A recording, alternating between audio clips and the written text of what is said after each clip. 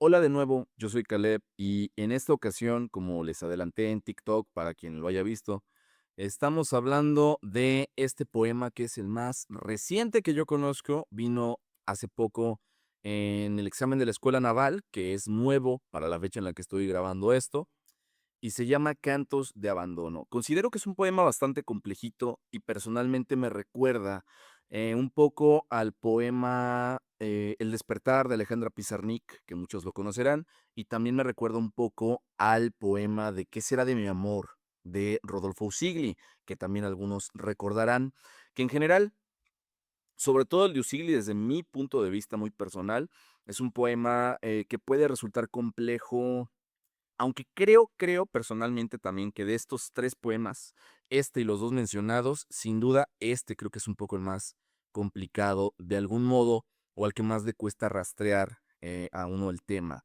Primero que nada, tenemos los fragmentos 1 y 4 que son los que vinieron en el examen, y vamos a ocuparnos de esos fragmentos que fueron tomados específicamente de esta página, o eso creo, ¿ok? Ahora, cosas importantes que hay que tener en cuenta antes de entrar al poema.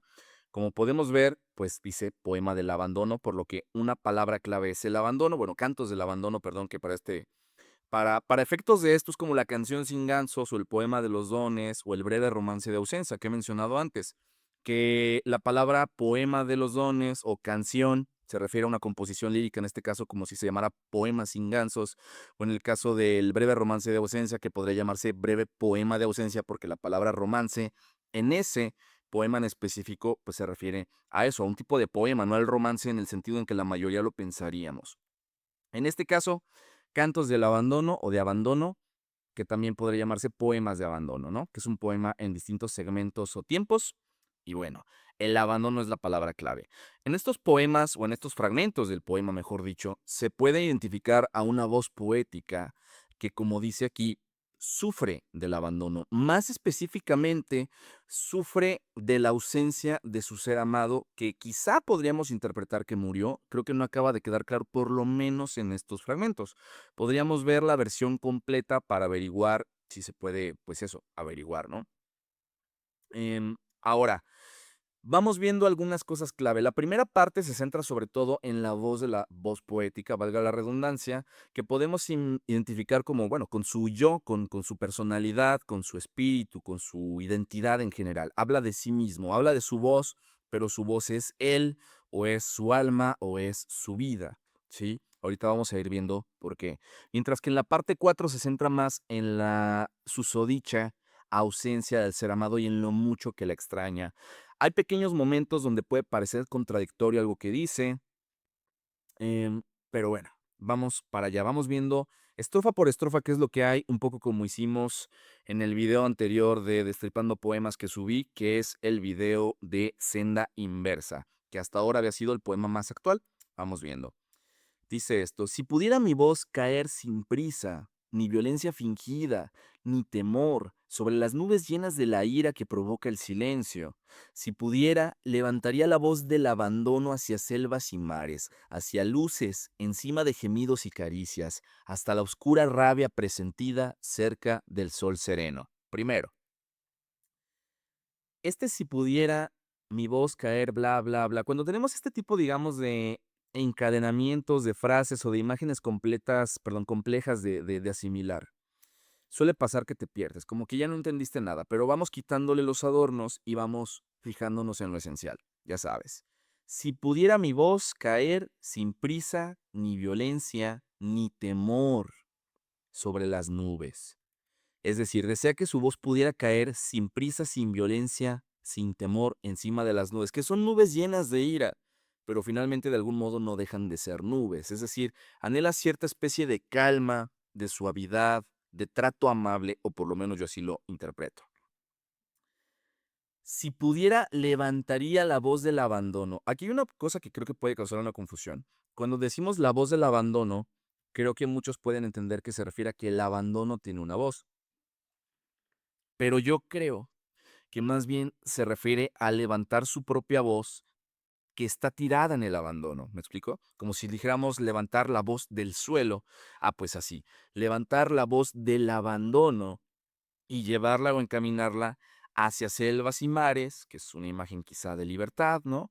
Hacia luces, por encima de los gemidos y las caricias, no sé si ambas cosas en un sentido cochinón como el que estás pensando, ¿no? Sexual, o bien gemidos como algo malo, como lamentos, y caricias como algo placentero, es decir, llevar mi voz por encima de lo bueno y de lo malo, más allá del bien, más allá del mal, hacia un lugar de libertad y de serenidad que concuerda con lo que estamos viendo aquí, que es este deseo de que su voz caiga sin prisa, sin violencia, sin temor, encima de nubes, y poder levantar esta voz y llevarla del abandono hacia esta especie de paraje de libertad, ¿no? Y de tranquilidad, hacia cerca del sol sereno, por ejemplo, ¿no? Que en todo caso es este anhelo de esto, de serenidad, de tranquilidad. Podemos notar a lo largo del poema que también hay una especie de identificación de la voz poética con el sufrimiento como parte de su identidad, como si hubiera sufrido demasiado tiempo, ¿sale? Sola mi voz caída quedamente en el pantano, donde cabe ausente mi recuerdo sin rosas ni claveles, mi voz en la saliva del olvido, como pez en un agua de naufragio. A ver. Sola mi voz, caída quedamente, despacito, tranquilamente, como había dicho, caer despacio, en el pantano donde cae ausente mi recuerdo sin rosas ni claveles, o sea, sin adornos quizá, no sé, pero en todo caso mi voz caída en el pantano donde cabe mi recuerdo, mi voz en la saliva del olvido como pez en un agua de naufragio, es decir, en este terreno donde no hay nada, o por lo menos así yo lo interpreto, ¿no? Nuevamente, como un espacio de serenidad en el que no hay nada, nada bueno, nada malo, sino una especie de vacío, pero una especie de vacío tranquilo, creo. Bueno, ya mi voz no suplica ni lastima como la vieja música del mar a los marinos tímidos y al cielo. Mi voz ya no suplica que no la lastimen, ni lastima tampoco a los demás. Es decir, nuevamente en esta especie de serenidad y tranquilidad por encima de lo bueno y de lo malo, ¿no? Por encima del sufrimiento quizá, que tendría sentido que la voz anhele, la voz poética anhele que su voz, su identidad, su ser esté libre del sufrimiento por encima de lo bueno, de lo malo, ¿no? O voz, perdón, si pudiera la haría tan suave como fino suspiro de muchacha o como brillo de dientes o poema. Nuevamente, volver mi voz suave, amable, no sé. O voz del abandono sin sollozos, o mi voz como luz desordenada, como gladiola fúnebre. Voz del abandono sin sollozos, abandonada pero no triste. Mi voz como una luz desordenada, una imagen muy bella pero difícil de explicar, por lo menos con el poema incompleto, ¿no? Como gladiola fúnebre, una gladiola que es un tipo de flor, pero fúnebre que es pues eso, triste, funeraria, relacionada con la muerte. Ella hace el canto primero del abandono en lo alto de risibles templos, en las manos vacías de millones de hombres, en los cuartos donde el deseo es lodo y el desprecio un pan de cada noche. Ella, la voz, hace el canto del abandono. Dijo el título del poema, ¿no? No puedo evitar hacer eso. Dijo el título, lo dijo. Ok. La voz hace el canto del abandono en lo alto de los templos. ¿Por qué son risibles los templos? No sé. Pero el punto es que su voz canta esta canción del abandono en lo alto de los templos, en las manos vacías de millones de hombres y en los cuartos donde el deseo es lodo, lo que sea que eso quiere decir. Un deseo impuro tal vez, un deseo, yo lo veo por ahí como algo sucio, ¿no? Y el desprecio, algo cotidiano, un pan de cada noche. Es decir, su voz canta al abandono, que nuevamente esto es algo que me recuerda mucho al despertar. Si no lo has leído, igual te dejo los poemas que te mencioné aquí en la descripción para que los puedas comparar. No pierdes nada leyéndolos y comparando cosas que se parecen, eso te va a ayudar mucho a aprender, pero bueno. Lugares en los que entendemos que hay gente abandonada, gente sufriente, ¿no? Por ejemplo, las manos vacías de los hombres, los cuartos donde el deseo es lodo y el desprecio algo cotidiano, un pan de cada noche.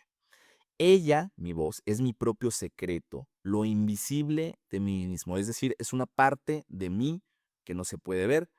La voz, desde luego. Mi conducta en la carne de los jardines, en el alma de las playas, cuando hacia ellas voy con las manos cantando. Quizá hablando aquí de su voz como una especie de, pues eso, de comportamiento, de deseo o de faceta no tan am, bien portada, digámoslo así, de su persona. No importa, mi voz es el resumen de todos los insomnios, mi adolescencia mediocre y sencilla como una ceniza palpitante. No lloraría por mi ternura finalmente enterrada, ni por un sueño herido sentiría fina tristeza, pero sí por mi voz oculta para siempre, mi voz como una perla abandonada. Y nuevamente, en general en este fragmento, como mencionábamos, habla mucho de su voz, del deseo de que su voz encuentre esta suavidad, se aleje del abandono, y entendemos que su voz es una extensión de sí mismo o una forma de entenderse a sí mismo y su historia, de algún modo triste y sufriente, ¿no? Por eso el abandono. Bueno, vamos con la parte 4 que como mencionaba, se dedica más a hablar de la relación con el ser amado ausente. Estoy muriendo solo de veloces venenos mezclados con un llanto perfecto de agonía. Estoy con las heridas claras del abandono y el repetido canto burlón de la ceniza. Estoy bañado en tristes, crueles desesperanzas, cual brillo desmayado de virtud en derrota. Estoy muriendo solo, de venenos mezclados con un llanto de agonía. Estoy con las heridas del abandono y el repetido canto de la ceniza.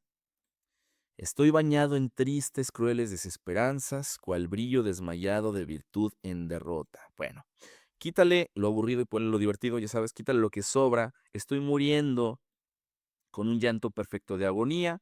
Estoy con las heridas del abandono. Estoy bañado en tristes desesperanzas. Punto. Que es simplemente una serie de imágenes de sufrimiento, de dolor, ¿no? Independientemente de lo que se signifiquen. La ceniza como lo que queda de algo que se fue, por ejemplo, ¿no? De algo que ardió. Bueno, estoy con una mano señalando la aurora y el corazón cansado de su tímida sangre. Con una mano señalando la aurora, el amanecer, ¿sí? Bueno, ese es más bien el alba, no la aurora. La aurora es la aurora boreal, pero bueno, las luces en el cielo en todo caso. Y el corazón cansado, como si una parte de él tuviera esperanza y la otra parte ya estuviera desgastada, cansada. Que nuevamente esto me recuerda a mí mucho al despertar. Estoy como gritando por el frío y la pena, siendo nomás un leve pétalo de violeta. Estoy nadando en brumas, crucificado en la deshecha adolescencia que viví sin saberlo. Estoy en lo que dicen las ventanas abiertas, palabras, desconsuelo, doméstica lujuria. Bueno, un leve pétalo de violeta como siendo una cosa o una persona o alguna cosita simple que se deja llevar por las circunstancias, ¿no? Por la vida que te arrasa. Estoy nadando en brumas, crucificado, es decir, en confusión, en la bruma, en la neblina, para quien no lo sepa, crucificado en la deshecha adolescencia que viví sin saberlo, como haber pasado por una etapa de tu vida sin haberte enterado mucho de que pasaste por ahí, ¿no? Sin haberlo disfrutado, sin haber vivido muy consciente de nada. Estoy en lo que dicen las ventanas abiertas, palabras, desconsuelo, nuevamente. No sé a qué se refiere con la doméstica lujuria, pero nuevamente, palabras, desconsuelo, mucho dolor, mucho desgaste, mucho cansancio emocional. Estoy cargado de odio y bien encarcelado por aniquilamientos, abandonos y noches. Más de lo mismo. Estoy secos los labios, interrogando a nadie por mi destino idéntico a bandera raída.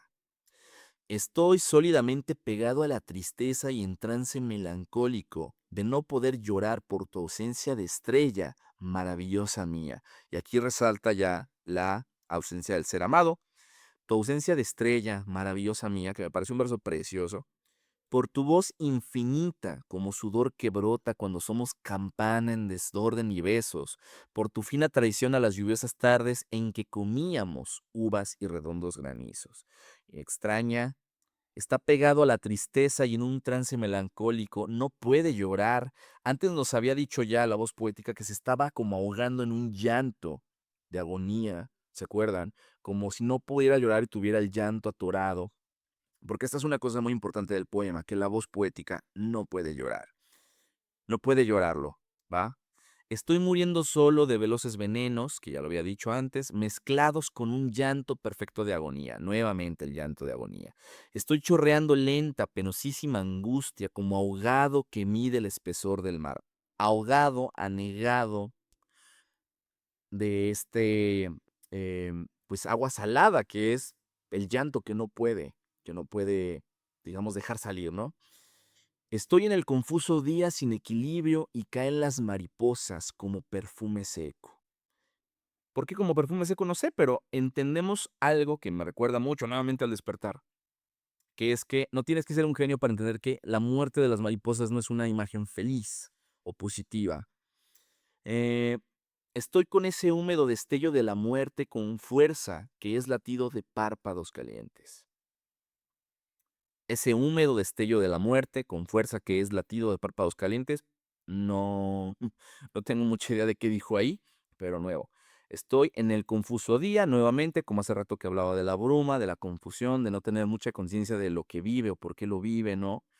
Abandonado, como a la deriva, ¿sí? Que esto me recuerda a ¿Qué será de mi amor?, por ejemplo. Caen las mariposas y estoy con ese húmedo destello de la muerte, el momento de la muerte como esperándola quizá, con fuerza que es latido de párpados calientes, como alguien mirando al sol, no sé. Estoy sin juventud, dolido, inexplicable, como fiebre en el mármol o rosa desteñida. Fiebre en el mármol, es decir, algo imposible. El mármol no puede tener fiebre, que me perdone David Huerta, perdón, Efraín Huerta también. A David Huerta era su hijo. Que me perdone Efraín Huerta, pero esto me suena a una especie de cosa que podría quizá decir Arjona en una canción suya. Inexplicable como fiebre en el mármol, porque es imposible que el mármol tenga fiebre, ¿no? O rosa desteñida, como una rosa que perdió su color, que nuevamente es como una cosa despojada de su virtud, o una cosa enferma, como el mármol con fiebre, con las manos abiertas a la dicha del mundo, es decir, dispuesto a aceptar la dicha que tiene el mundo, las cosas buenas de la vida, la alegría de vivir, como le quieras decir, y una quietud mortal en el alma quemada. Pero este desgaste y esta falta de movimiento, llamémoslo así, es decir, como esta contradicción de dispuesto todavía a vivir y aceptar la dicha, pero con una herida en el alma que ya está quemada, que ya está lastimada por todo lo vivido. Repito, en la primera sección hablamos mucho de la voz, que es básicamente la identidad de la voz poética, del deseo de, de un abandono entendido como serenidad y tranquilidad para esta persona que habla, la voz como él mismo, su identidad, su alma, como le quieras decir, y en la segunda parte hablando de la pena que le embarga de haber perdido, no sabemos cómo, no sabemos si lo dejó, se murió, lo que sea, este ser amado y los recuerdos y el hecho de que no puede llorar, dispuesto a aceptar todavía la alegría de la vida, pero sin poder, o mejor dicho, cargando también el desgaste emocional pues, de esa misma vida que te pasa por encima de repente, ¿no? Eso es lo que hay en este poema. Déjame tus dudas en la caja de comentarios, compártelo con alguien a quien creas que le puede interesar. Espero que te haya sido útil. Si te fue útil, dale un likecito. No se pierde nada y a mí me ayuda mucho. Esto es todo. Si tienes algún poema que te gustaría que hablemos de él, de Xani o no, no importa si no es de Xani, podemos hacer una sección aparte con textos que no sean de Xani, pero que te sirvan para aprender. Lo hacemos con gusto. Yo soy Caleb, gracias por ver este video y nos vemos después.